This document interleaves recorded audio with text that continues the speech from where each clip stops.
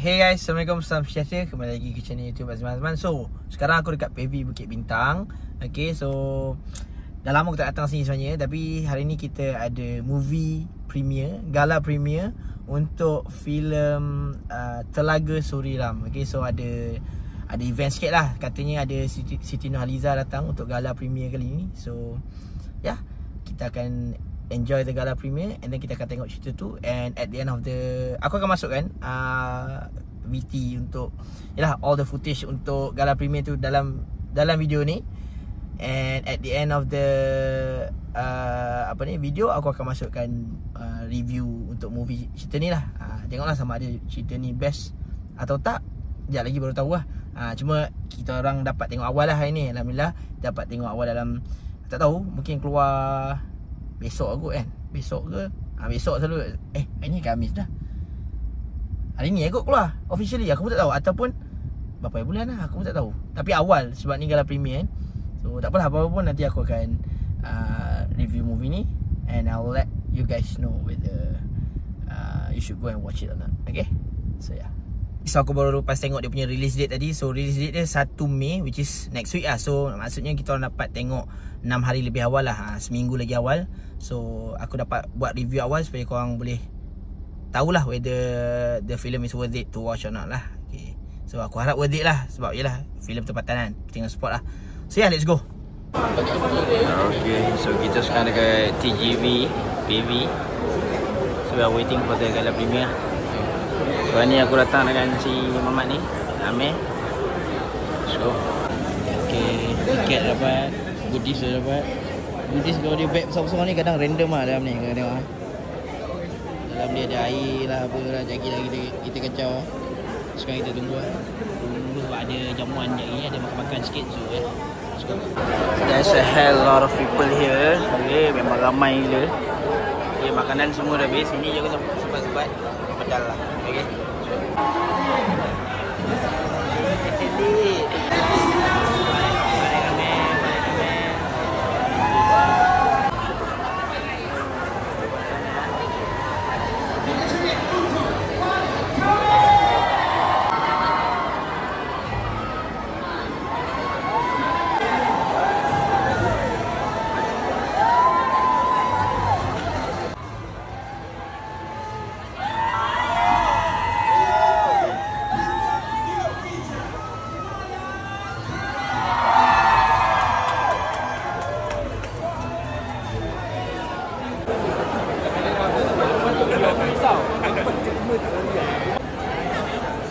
Bolehkah bagi ruang pada penerbit untuk berada di sebelah mereka?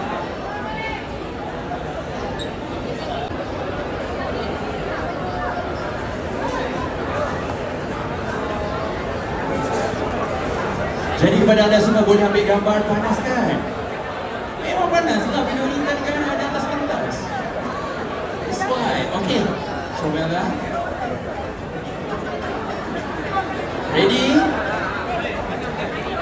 Ambil tempat duduk, bantu kekal seketika. Boleh.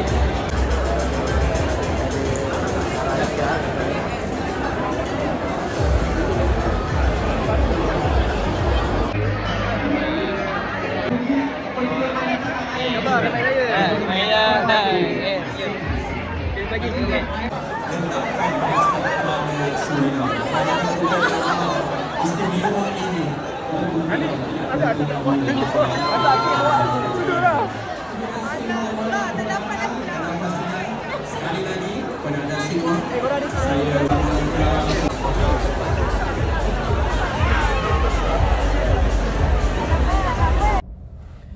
Hey guys, okay, so sekarang dah keesokan paginya. Okay, tak ada pagi, tengah hari dah ni. Dah pukul 12.30. Semalam aku tak sempat nak buat, maksudnya habis je premiere tu aku tak sempat lah nak record dia punya review terus. Sedangkan kalau ikutkan, kalau aku terus record semalam, mungkin dia punya idea tu masih fresh lagi. Banyak benda yang aku nak ulas pasal cerita ni sebenarnya, sebab banyak benda yang perlu diulas sebenarnya. Tapi tak apa, aku buat tengah hari ni sebab a bit rushing jugalah semalam, sebab habis pun dekat pukul 12.30. Sebab ada satu benda yang berlaku sebenarnya waktu gala premiere semalam. Cerita tu dah ditayangkan almost 15 minutes tau. hall kita orang almost 15 minutes, dan tiba-tiba diberhentikan dan diulang semula cerita tu disebabkan ada salah satu hall pada malam gala premier tersebut yang ada problem, ada masalah lah. Basically hall nombor 2 yang disebutnya hall nombor 2, di mana hall tu ada problem.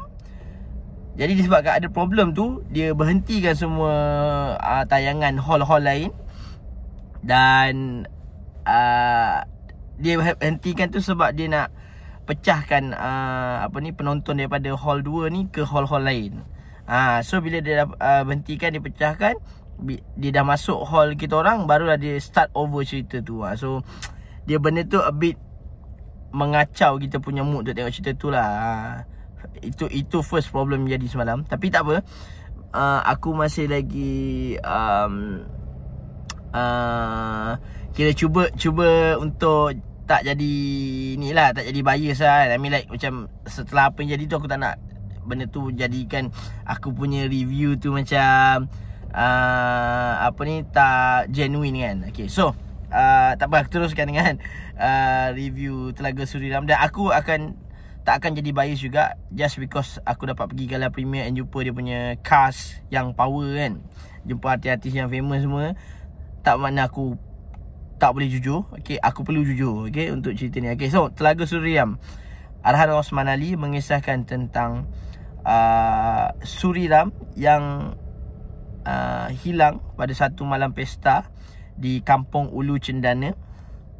Dan sejak daripada kehilangan dia tu, penduduk kampung tu telah diganggu oleh satu entiti ataupun hantu lah basically kan, hantu Suriram ni. So apa yang berlaku, adakah Suriram tu sebenarnya dah meninggal, and kalau dah meninggal, siapa yang bunuh, macam tu. Macam mana dia dibunuh, kenapa dia meninggal, kau kena tengok cerita ni lah. Okay, so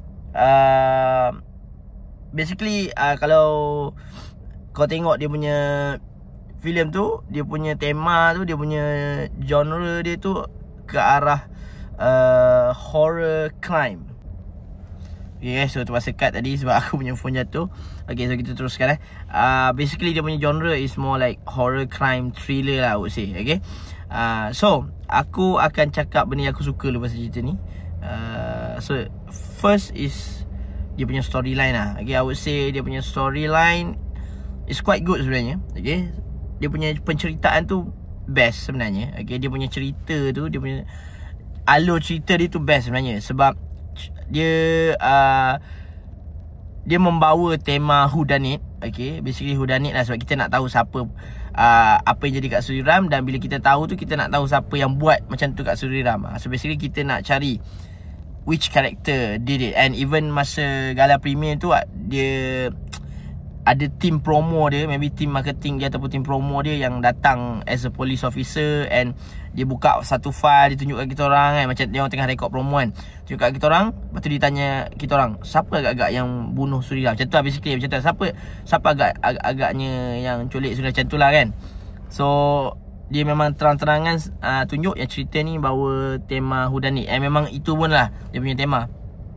And aku memang suka cerita macam ni, yang maksudnya whodunit. Sebab aku, dan bila kita sebagai penonton tengok cerita whodunit ni, selalunya kita akan ada, orang kata kita akan ada rasa untuk meneka. Kita akan ada rasa that feeling untuk trying to guess who did it. And itu memang itu pun sebab utama kenapa orang buat tema whodunit ni pun. Sebab memang dia nak orang penonton bertanya-tanya dan guess who kan, betul. And cerita ni sebenarnya berjaya buat macam tu. Tapi okay, bila tema whodunit, dia punya plot twist mesti berkaitan dengan siapa orangnya, macam tu kan. And cerita ni ada triple layer of plot twist. Okay, basically kenapa storyline dia best, it's because it's not that straightforward. Okay, dia straightforward, cuma dia ada multiple layers of plot twist. Okay, I would say kalau aku kira dalam 3 plot twist dalam cerita ni, and the last plot twist is at the end credit scene. Maksudnya dah keluar credit sikit, tiba-tiba ada satu lagi scene, dan scene tu pun ada plot twist sebenarnya, macam tu. Tapi okay, walaupun for me the first and the second plot twist is actually expected lah. I would say predictable. Maybe untuk aku yang selalu tengok film and selalu review movie, maybe pada aku it's easier for me to predict. Especially bila at the first few minutes dalam cerita tu, dia dah macam foreshadow benda tu sebenarnya. Bukan foreshadow lah, dia dah bagi clues tau. Dia bagi a few clues tentang siapa pembunuhnya. Sama ada kau perasan atau tak, kau perasan atau tak perasan je sebenarnya. And nak pula macam aku cakap tadi, problem yang di mana hall tu dia kita orang dah tengok 15 minit, lepas tu kita orang terpaksa ulang tayang balik. Kita orang terpaksa tengok balik the first few 15 minutes tu lagi sekali, sebab dia cut, lepas tu dia ulang semula kan, sebab ada masalah tadi kan. Bila aku tengok kali kedua, the first few 15 minutes tu pun dia jadi macam I get the clearer picture lah bila tengok the first few minutes dua kali. So macam bila tengok tu aku macam okay, this is some clue actually. So bila kita dah dapat tangkap kat situ, kita sebenarnya dah boleh guess lah siapa sebenarnya pembunuh dia. Macam tu lah. So kalau korang tak dapat tangkap first few minutes tu, mungkin korang akan keep on guessing lah siapa buat sebenarnya. Tapi tak tahulah juga aku, sebab aku memang dah boleh agak. So aku tak tahu sama ada cerita ni sebenarnya dia punya the first and the second plot twist tu predictable or not sebenarnya untuk audience lain lah pada aku. Tapi pada aku dah memang agak benda tu, dan benda tu memang betul jadi. Maksudnya aku dah boleh agak lah plot twist tu. Plot twist agakkan aku tu mengena. So walaupun benda tu jadi macam tu, maksudnya walaupun ada triple plot twist, dia jadi macam bosan sikit. Sebab bukan bosan lah, cerita tu best, tapi dia macam bila plot twist kita mengena tu, kita jadi macam dia kurang exciting sikit lah bila plot twist tu revealed kan, being revealed kan. So tapi pada aku the third plot twist dekat end credit scene tu menyelamatkan cerita ni dari segi dia punya storyline. Sebab yang third plot twist tu aku tak expect. Macam tu, the third plot twist and the last plot twist at the end credit scene aku tak expect yang tu. Tapi this first two yang sebenarnya the major one actually, yang the first two ni is ada major plot twist sebenarnya. Yang ni aku expect, aku dah expect. And aku tak tahu sama ada macam aku cakap dia lah, either it's actually predictable to others also, ataupun aku je yang jenis yang kalau teka mengena. Tak tahu lah, tapi korang kena tengok sendiri lah. Tapi aku rasa orang boleh agak kot, sebab dia macam mana ya, nak kata tak ramai karakter, ramai juga. Tapi tak apalah, kalau korang boleh agak pun, I would say you will still enjoy the storyline. Okay, the storyline you will still enjoy lah, sebab dia okay lah. Dia bila ada plot twist yang banyak ni, dia bagi cerita tu lebih colourful. Yes, okay, first storyline. Second, aku nak puji pasal dia punya cast. Okay, kalau kau tengok dia orang punya cast list, okay, Farid Kamil, Maya Karin. Maya Karin ni kau tak pelik lah, kalau Osmali selalunya memang ada Maya Karin lah cerita dia. Okay, Farid Kamil, Maya Karin, Nabila Huda, Eli Suryati. Okay, kau tengok the list goes on lah. Yang ni antara yang aku ingat lah. All of the main characters, kalau kau tengok lah, Farid Kamil, Maya Karin semua ni, all of them are method actors tau. Method actors and actresses. Maksudnya diorang ni semua terkenal dengan lakonan yang guna method yang lebih mendalam lah. Bila diorang ni pegang satu-satu watak tu, diorang akan menjiwai gila-gila. Diorang akan act like they are the characters, and they definitely did. Sebab macam I would say yang aku boleh puji lakonan dalam cerita ni is Nabila Huda, Maya Karin, and Eli Suryati. Okay, Farid Kamil, dia almost lah, dia borderline sebenarnya. Okay, Farid Kamil and Shah Alyaya. Okay, Farid Kamil is better lah, tapi Farid Kamil ni, there are a few scenes yang dia nampak kaku tau. Ini aku tak nak tipu. Okay, and sometimes pun aku dah perasan Farid Kamil dia dulu lagi, sometimes dia ada lakonan tu yang agak kaku. Tapi dia the storyline and the plots menyelamatkan cerita dia. Bila bila sesuatu berlaku lah, something happen nanti during the climax kan. Dia punya climax scene tu menyelamatkan lakonan dan juga watak Farid Kamil ni. So dia macam kalau a few scenes yang nampak kaku pada awalnya tu, he redeem himself bila waktu climax nanti lah. Macam tu maksudnya, bila berlakunya scene climax tu, okay, kau akan nampak karakter Farid Kamil ni jadi lebih shine lah basically. Dia shine sebab dia punya plots. Okay, so Farid Kamil is okay, but Shah Al-Hayya I would say borderline lah. Sebab certain time nampak tak okay sebab nampak kaku, nampak awkward. But certain times nampak okay, so I would say okay. Tapi dia punya list is dia punya cast list aku sangat-sangat suka lah. Sebab memang all of them are top actors. And even Shah Al-Hayya pun dah lama tak nampak, dan dia comeback dalam cerita ni, I would say a good move lah pada aku. Okay, itu yang aku suka pasal cerita ni. Okay, basically dua benda lah kot. Okay, storyline and casting. Okay, lakonan lah basically. Casting tu sama, aku boleh masukkan sekali dengan lakonan lah basically. Sebab lakonan ni, aku boleh kata lakonan ni ada 2 point. Satu, aku suka sebab macam Maya Karir, Rizwan Hati semua kan. Okay, sekarang aku nak cakap pasal benda yang aku tak suka pula. Dan one of them adalah lakonan juga. Okay, kita masuk bab lakonan dulu lah. Okay, lakonan, kan aku cakap tadi, dia punya cast list, dia punya main characters lah basically, semuanya A-list actors kan. Memang A-list actors. Tapi most of the extra yang ada dalam cerita ni, and some of the main characters juga, lakonannya agak awkward. Kaku, dan nampak macam mana dia awkward lah. Most of them awkward, dan dia macam tak nampak macam kau pergi situ untuk ambil job extra tu, macam just nak ambil duit. Macam tu basically, macam tu aku boleh cakap tu. Sebab macam dia macam tak into the characters. And kadang-kadang sebab most of the scene dalam cerita ni, sebab dia pasal penduduk dalam satu kampung dekat pedalaman ni kan. Dia macam most of the scene perlukan ramai penduduk kampung tau. Tapi kau boleh nampak satu-satu expression ataupun cara extra ni react on some scenes kan. Bila kau tengok tu, kau rasa macam asal dia macam kaku. Dia tak nampak, dia tak perasan ke orang dah queue, dia kena buat sesuatu macam tu. Okay, for example lah, dia macam nampak kaku, nampak macam ni, lepas tu nampak macam basically nampak pelik kan, nampak awkward, disebabkan lakonan-lakonan yang kaku oleh all of this extra. And kadang-kadang even main characters pun kadang ada yang kaku juga. Macam aku cakap tadi lah, Shah Al-Hayya kadang-kadang ada yang kaku juga. Farid Kamil pun ada masa awal-awal scene kan.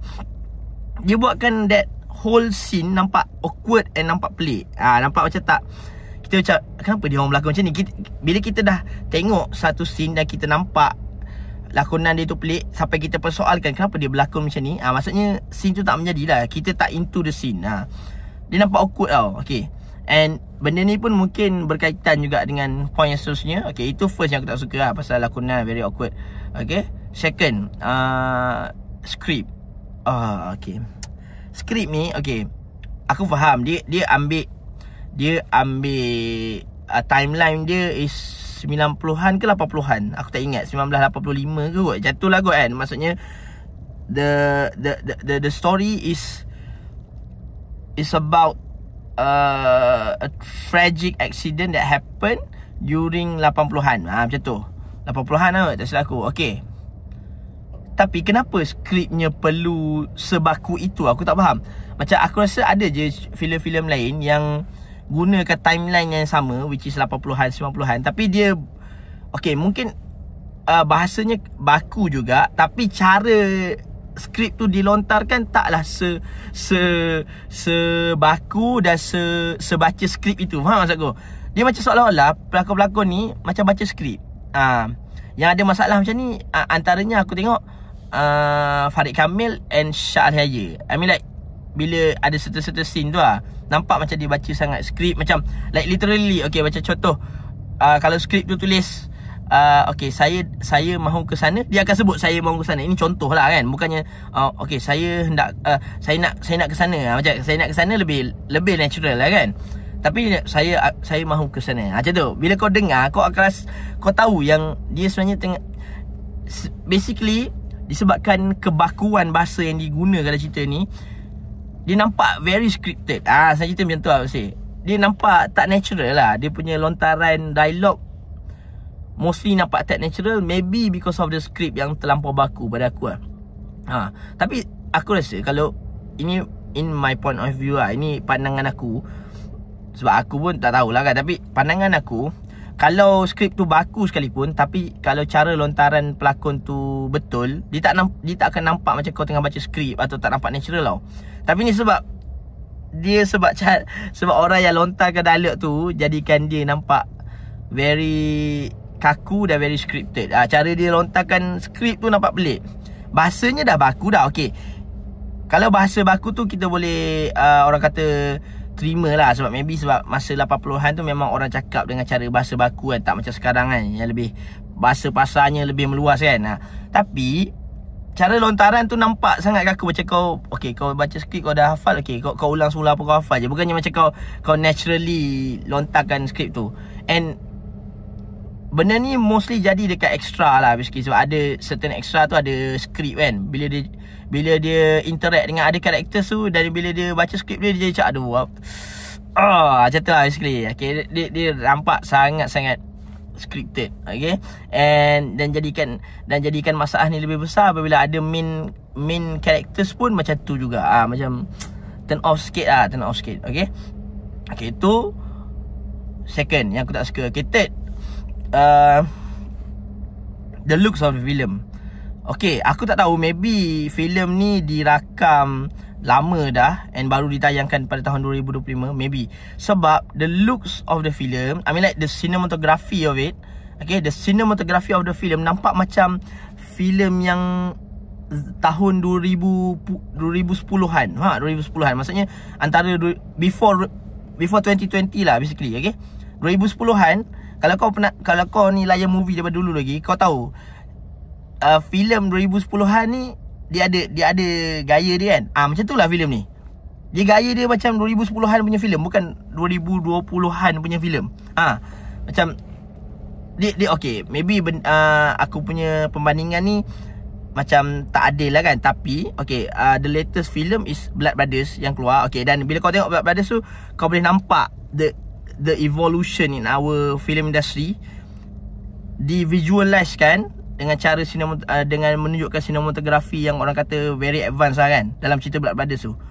Okay, bandingkan cerita tu dengan Telaga Suriram ni, kau boleh tengok Telaga Suriram ni banyak guna camera angle ataupun shot dalam sesuatu scene tu yang nampak yang okay, kalau bila kau tengok scene ni ataupun shot tu, kau boleh terus dapat okay, ni aku pernah nampak dalam filem 2010-an dulu.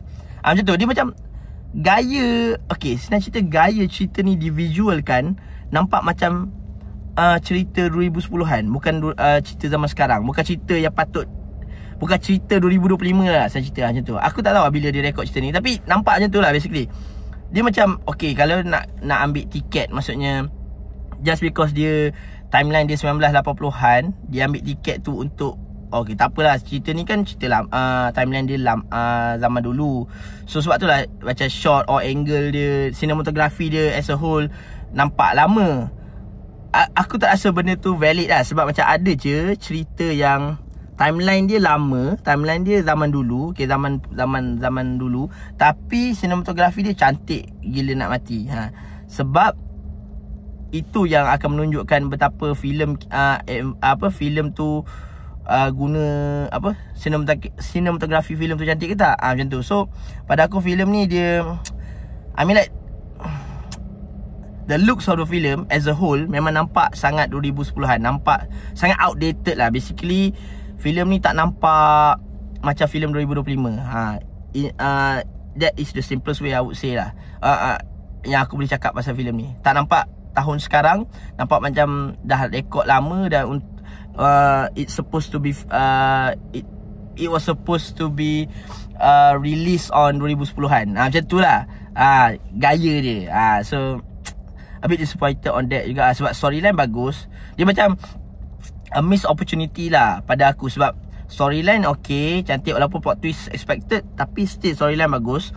Casting A-list semua, tapi dapat filem yang tak nampak baru. Macam tu lah I would say. Tak nampak baru, nampak outdated sikit. And last kali I would say CGI. Okay, CGI okay, CGI dia sebenarnya taklah teruk, tapi bila kau gunakan bila certain scenes kau gunakan CGI, sedangkan scene tu tak perlu kau CGI pun, and it would be better kalau kau guna practical punya effect, dia akan jadi macam nampak CGI tu pelik and nampak murah saya cerita. Okay, dia akan nampak satu-satu scene tu nampak murah. Tak tahu tu, aku tak tahu. I don't know how to put it in a good way. Tapi aku cakap je jujur sebab aku tak ada sign apa-apa kan. Aku jujur lah, aku sebagai penonton marhin lah kan, penonton yang suka tengok movie, aku macam rasa CGI dia cantik sebenarnya. Bukanlah cantik, tapi okey lah. Tapi kalau dah scene hujan pun, yang selalunya kalau scene hujan ni orang akan guna practical effect dengan guna pilih bomba, tembak ke atas kan, maksudnya nak bagikan efek hujan kan. Itu pun dia guna CGI, dan CGI tu nampak pretty obvious. Yelah, macam kau bayangkan lah, hujan lebat gila babi ni, tapi orang kering, orang basah gitu-gitu macam baru lepas mandi je. Macam tak logik tau. So dia nampak pelik lah. And even the climax scene atau the end scene pun, ada satu end scene yang gunakan CGI yang like sangat banyak, like 90% of the 99% I cakap of the scene gunakan CGI dia okey sebenarnya, tapi scene tu nampak ridiculous. So bila dia guna CGI dia nampak, ya Allah, lagilah ridiculous. Aku cakap, ya Allah, CGI dia pun pada aku, CGI dia bukan isu CGI ni bukan sebab dia buruk, tapi sebab dia macam ni. Persoalan dia bila kau tengok CGI tu, kau bukan kau persoalan asal buruk sangat, kau akan persoalkan kenapa dia guna CGI untuk scene ni. Kenapa dia guna CGI dekat tempat ni? Tak perlu kot. I mean, ada certain scene yang okay, macam contoh yang akan ada seorang karakter yang akan terbakar. Okay, itu fine, sebab itu takkan kau nak bakar betul-betul orang tu kan, macam tu lah. Okay, kita boleh faham. Tapi scene-scene yang tak perlu kau guna CGI kan, memang aduh ya, tak tahu. Okay, and last one I would say filem ni borderline antara dia almost tak boleh terima, tapi disebabkan A-list actors and ada certain actors yang bagi lakonan yang wow, mantap, and storyline yang okay, dia menyelamatkan filem ni lah. Kalau tak memang sebab dia borderline antara okay and cringe tau. Okay, sebab disebab dia sebenarnya semua ni bagi memberi salah satu faktor lah. Okay, lakonan, skrip kaku, and ada satu extra tak ni dia buatkan filem ni banyak sangat cringe-worthy punya scenes, cringe-worthy punya dialog. So dia borderline lah, I would say borderline. Dia okay, saya cerita few scenes dalam cerita ni buatkan orang tergelak and tepuk tangan like sarcastically. Orang tepuk, orang tepuk, ui, masterpiece, bukan. Kalau orang tepuk sebut masterpiece pun sarcastically, sebab dia terlampau macam orang sampai macam tu, sampai tahap macam tu. Faham tak? Macam dia borderline, I would say borderline lah. Dia and sangat banyak agak cringe worthy punya scenes and dialogue. So korang macam mana? Senang cerita, korang kena tahan sikit lah tengok cerita ni untuk korang enjoy dia punya storyline and lakonan-lakonan yang best daripada A-list actors ni. Korang kena tahan sikit korang punya perasaan untuk cringe tu, sebab memang aku akui cerita ni cringe worthy juga. Banyak jugalah cringe worthy scenes dia. So I would say macam tu lah. Aku in a way I would put this film borderline cringe. Macam tu lah. Okay, almost lah. Kalau tak ada storyline yang bagus and A-list actors tak perform, definitely I would say cerita ni cringe. Tapi sebabkan ada yang menyelamatkan, so dia jadi borderline lah. Nak cakap okay pun entahlah. Aku macam stress juga tengok cerita ni semalam. I would say macam macam mana aku nak review. Sebab dia macam borderline lah. Dia borderline yang lagi susahnya. Dia kalau filem tu teruk betul, senang kita nak cakap. And kalau filem tu best pun senang kita cakap. Tapi bila borderline, dia macam antara teruk tak teruk ni, susah sikit kita nak review kan. Sebab dia memang, kau bayangkan lah, okay, kau bayangkan pelakon yang hebat berlakon nak cerita yang cringe. Kau faham tak? Dia macam mana kau nak ni kan? Tak lah, okay. So I would say filem, kalau to put it in one sentence, it's a horror crime thriller dengan looks yang nampak 2010-an, very outdated dan penuh dengan cringe-worthy scenes and dialogues. Tapi diselamatkan dengan lakonan-lakonan yang hebat daripada A-list actors. Yes, itu je lah. Rating, I would give this film Telaga Suridam daripada Osman Ali a rating of 6.9 out of 10. Okay, dia nak bagi 7 pun, itu lah kata borderline. Nak bagi 7 pun aku rasa macam 6 lah, 6.9 out of 10. Almost 7 lah, I would say. Okay lah, boleh layan lah. Okay, kalau korang peminat tegar Maya Karin, peminat tegar Farid Kamil, Abil kan, Nabila Huda, definitely go and watch it lah. Okay, and kalau korang nak tahu macam apa yang aku cakap ni, korang just macam apa yang dia cakap, dia betul ke? Macam korang tak nak bayangkan, korang pergi tengok. Definitely pergi tengok. Okay, so aku rasa itu saja untuk untuk review movie kali ni. Walaupun aku dapat jumpa Maya Karin ni, apa ni, ada Tok T sekali. Sebab Tok T satu lagi, cakap pasal Tok T. Okay, Tok T nyanyi lagu untuk OST cerita ni kan. Satu lagi masalah cerita ni, dan kenapa benda ni membawa kepada kenapa filem ni nampak macam 2010-an. Rasa the feel of watching this movie is like a movie from 2010-an adalah dia punya background music ataupun dia punya sound effect. Sound effect dia kadang-kadang sangat-sangat tak kena tau. Dia macam tiba-tiba okay, contoh thrill punya scene, tiba masuk lagu techno macam tu. I mean like dia punya sound effect sangat-sangatlah outdated punya sound. Macam sound-sound yang kau biasa dengar kat filem-filem 2010-an lah. Saya cerita je tu. Dia punya sound effect dia sangat-sangat, sound effect and background music, sometimes satu tak kena tu dah satu hal lah.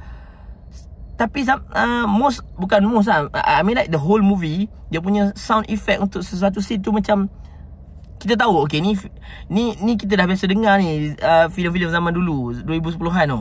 Zaman-zaman sekarang tak guna dah filem ni.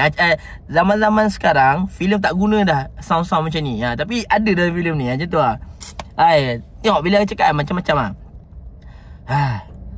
Itulah. Okay, itu saja untuk kali ni. Jangan lupa like, share dan subscribe. Jumpa lagi dalam next video. Bye.